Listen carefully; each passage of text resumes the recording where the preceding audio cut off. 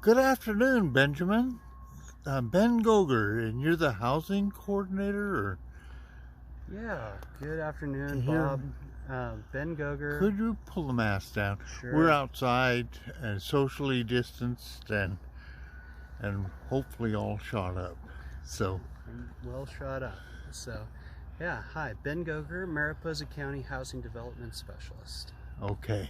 Pleased to be here with you today. Well, there's a lot going on.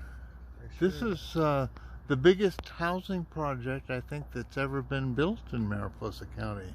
So you put together a report to the Board of Supervisors on housing and the dilemma we're facing. You want to give me a little bit of a rough overview of that?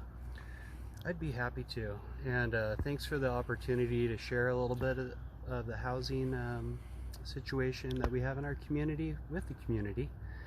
And I kind of want to start with thinking about why is housing so important. Housing really is more than just brick and mortar buildings. It's a basic need for people. And housing provides people the shelter that they need to be stable in life and have a productive life.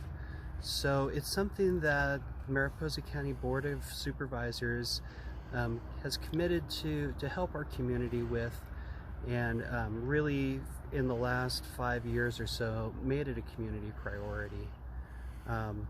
We had a conversation with the board, it was a couple of weeks ago, I think it was January 11th, where we ended up discussing the county's housing policies that we have in place, as well as some of the priorities we currently have within our community, and discuss some directions that we could potentially go with housing. And you want to, maybe we can just touch on some of those Sure. main topics. So let's start with housing development and low-income housing development, because this is what we're really looking at here with the Mariposa Creekside Terrace. So Mariposa County decided to assist or to partner with nonprofit organizations in order to develop low-income housing. It's something that we have had projects in the past, but we haven't had a low-income housing project since 1997. So this project right here is an amalgam of grant funding, partnerships, low-income tax credits, and a big complicated ball of financing and entitlements that turns into 42 apartments, 1, 2, and 3 bedroom apartments for community members. So it's one of the county's new priorities is to do low-income housing and provide for our citizens making below 60% or 80% area median income. And what does that translate into real dollars? So in real dollars, it can be like $48,000 for an individual. It depends on how many children you have. You know, it's one of those things that depends on how many dependents you have. But I'll give you one real clean hard number. Below 60% area median income for individuals is $35,000. $35,000. Yeah. I had a couple of questions, and maybe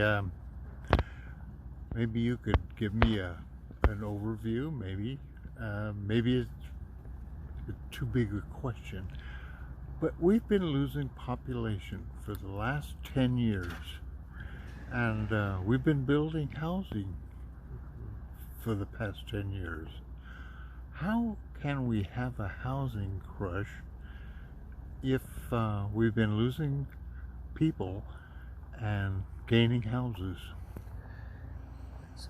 This is a great question. Thanks for asking it, because at first it illustrates how dynamic housing is.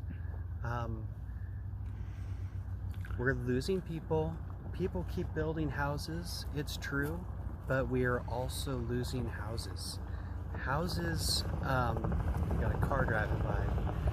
houses are impermanent in a sense of terms, because they do fall apart eventually if they're not kept up.